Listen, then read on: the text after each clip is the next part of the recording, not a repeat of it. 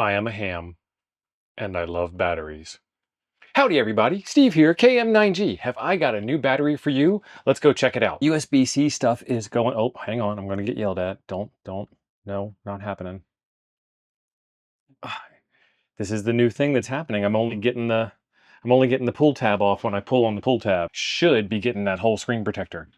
As I was saying before we were so rudely interrupted by contractual obligations, USB-C is amazing. I like the fact that we're getting a good DC power standard. And this here, you can tell by the size, is a pretty small little brick. This is called the Nano 100, and it's by Aferi. Aferi? I don't know. There's an extra letter in there that shouldn't be in there for English, and it's not English anyway, so why are we worried about it? This thing does some pretty cool stuff. There is a lot of power specs on the back, and it took me a minute to understand all of these. And part of that has to do with the fact that it has a USB-C, check this out. Ooh. That is about 2 feet. It's 29 inches, but I'm sure it wasn't made in inches when they made it at the factory. It's got that little magnetic part on there to keep it down flush underneath the top. The reason where we were going before I got interrupted by getting excited by the retractable cord is it's got a bunch of different output options. So this is the USB-C male, as you'd expect it to be. This is USB-C female, this is USB-A female. And that's why we have so many specs on the bottom. USB-C F, this one right here. PD input, 5 volts, 3 amps, 9 volts, 3 amps, 12 volts, 3 amps, 15 volts, 3 amps, 20 volts, 2.25 amps, 45 watts max. So this is where you plug it in to charge it off of any of your old-fashioned USB power bricks that you have in your wall. It does not come with a USB power brick, but you know, we've got so many of those things now. This is supposed to make it so you can take power with you, not really worry about power at home. USB-C male input is what I need to find next. USB-C male PD input, 5 volts, 3 amps, 9 volts, 3 amps, 12 volts, 3 amps, 15 volts, 3 amps, 20 volts, 5 amps, 100 watt max. So you can charge it at 100 watts with this. So it'll take less time to charge with that. So that's the weird part about why we have the F and the M and all this other kind of stuff. But what we're interested in as hams is going to be the USB-C output. This is 45 watts max, and we're 12 volts for most of our gear. So I need USB-C female output, which is over here. USB-C female output, and I need the 12 volt spec, so 12 volts at 3 amps. You know what that means? That means we can run our ICOM 705 or our Xiegu 6100 or a whole bunch of other radios off of this power brick, while we also charge our smartwatches and our smartphones and power our laptops and all that jazz.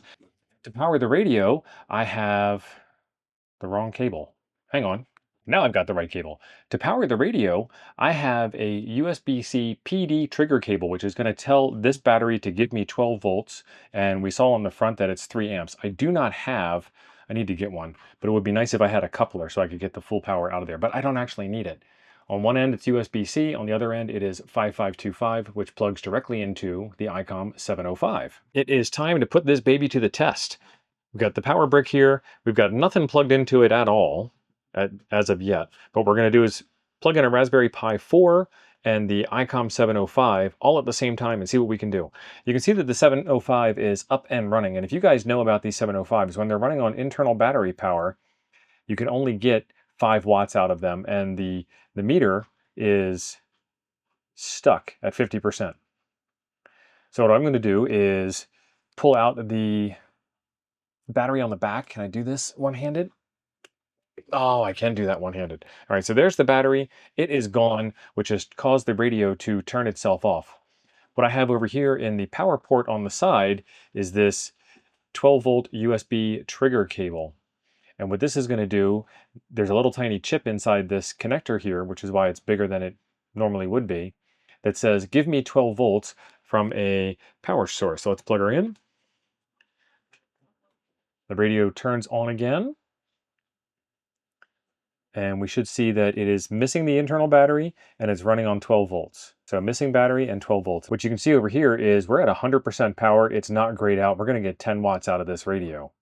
And this is pretty cool too. We are at 2 watts of current draw, and we're going to last about 40 hours. So, you know, a good work week worth of power consumption just listening to the radio over here. But I don't want to just listen. I want to play some FT8, which is where that Raspberry Pi comes. So I'm going to take this retractable cord out of the top, and I'm going to see if I can do this one-handed. Plug this into the Raspberry Pi. Pow. That's plugged in. Radio is happy. Pi looks like it is happy. Yep. You can see little blinking lights in there. She's booting up. Excellent. The Raspberry Pi running, and with the radio running, we're doing between 4 and 5 watts, and we're down to about 18 hours. So we've still got a solid day worth of juice, because I haven't done any transmitting yet, but we still got a solid day worth of juice at this point. Probably 2 days worth of usage, because you gotta sleep, you gotta eat, you gotta get rid of the things you eat, that kind of stuff. And then I've got the Raspberry Pi running over here on the screen share. So we should start seeing some decodes here real soon. Yep, we've got decodes coming in. That's working good. Gotta find me a clean spot in the waterfall, which looks like right about there. There's the decode. All right, and then over here, we're gonna do the magic thing. I'm gonna hit the enable transmit button, but I wanna look at the face of the radio and the battery setup when I do it. All right, there we go. Battery is saying 29 watts, 28 watts of output. So 3 hours of transmit. And she's transmitting happy. Let's change the display over here to be meters. And next time we transmit, we're gonna look at the power graph here. Transmit, 100%, 10 watts, it's good to me. And now that we've got 2 transmit volleys under our belt, let's see what we're hearing. Well, let's see who's hearing us. 24 dB, 9 dB, 10 dB, 3 dB, 11 dB, that's doing pretty good. That's a pretty good radiation pattern. I am down here in Tucson, Arizona, and we're shooting, well, I'm near Tucson, and we're shooting all over the United States. That looks really good. And we've got a couple of people that want to talk to me, and I'm answering the first guy, AE5TX. And right there is AE5TX. According to grid square coordinates, that is 755 miles. Stop going away. 755 miles on an 81-degree bearing. And we're almost done. And there is our report. Minus 14 cent, minus 17 received. Transmission power is 10 watts. Retain that. And this is the IC-705 and the Nano 100 battery. Okay, real talk. Every silver lining has a cloud. There are solutions and there are problems, and then there are solutions to new problems. I guess there are problem solutions, which then make more problems, which then make more solutions. That's what I meant to say. We have all these devices that need power, and USB is very quickly becoming the DC power supply connector and standard of choice, which is cool because we actually need one. I mean, before that it was 12 volts, and that should have taken off too, but not as much as USB did, and I think it was the cell phone market that did it. Too bad it wasn't ham radio, right? The problem is that we need to charge. The solution is a battery bank. Great, there's a new problem. The problem is that USB-C can be a power source or a power consumer. And this has in-ports and out-ports that are actually the same. It's in and out. It's written right there on the label. And this cable here is an in and out cable. So every so often when I plugged my cell phone into this, it would not charge the cell phone. It said analog devices not supported. How snooty of my cell phone to reject my power bank. And then I had the same problem with the Raspberry Pi 5. Raspberry Pis are notorious for having just slightly skewed specs. And I think I did a firmware update on the Pi 4, which is why the Pi 4 worked in the demonstration earlier with the 705 and the FT8 and all that jazz. Fear not, I've got a solution to the problem, which was solving a problem from before that. So problem, solution. Here it is. It is these little USB inline couplers. And basically what you're doing is you're putting a block between the device saying I receive power or I supply power. My cell phone can supply power. My cell phone can be a power bank to an external device. Being a power bank to an external device is kind of weird. And this thing here, you can actually plug it into itself and it'll come on and it'll start trying to do its thing. I guess, I don't know, how do I get that out of the screen there? It'll start trying to do its thing. It currently says that it is receiving an input of 43 watts and will last for 99 hours on that. It'll take 99 hours to charge, and it is giving an output of 43 watts, and it will last for 22 to 23 hours on that. So perpetual energy. Either way, we have problems with solutions that then create more problems that then have more solutions. So I'm still giving this thing a pass, and it does the thing, and I used it at a Hamfest to power all of my gadgets that I was trying to pedal at the table, my HTs and my 705 and a bunch of other stuff. So check out the links in the description down below. There's actually a discount for you if you follow the link that I've got for you in the description down below. If you go on Amazon and search for it yourself, you're gonna see a different price, but we got you a 20% off, $20 off coupon, and that coupon code is in the description down below that works on that link that is in the description down below. So I've got quite a lot of noise inside of my shack because of living in an RV, but I've got solar charge controllers and inverters and LED lights and all kinds of stuff going on in here that is making a bunch of RF noise inside. I'm going to take this thing outside. I'm actually going to plug in a solar panel because this is also a solar charge controller. I've got a really cool USB solar panel that I can plug into this and see how much noise we generate in a cleaner RF environment. Right. Outdoors, we've got a nice little solar panel here. And by little, I mean very little. There is, I don't know if you guys can see that or not, there's a green light on the solar panel indicating that we are getting some sun.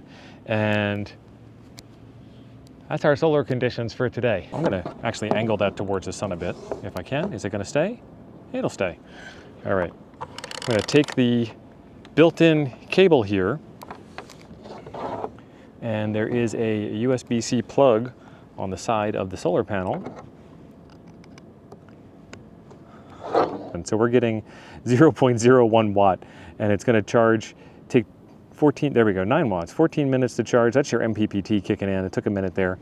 But the reason why we're getting such low wattage out of the panel is because the battery is pretty close to being full, 98%. And the closer you get to full, the less power you can shove into a battery. That's just kind of the way that works. But what I want to do is power on the radio. So I've got battery receiving power from the solar panel, not much, but still some, so it counts, it's doing its job, and I've got the radio.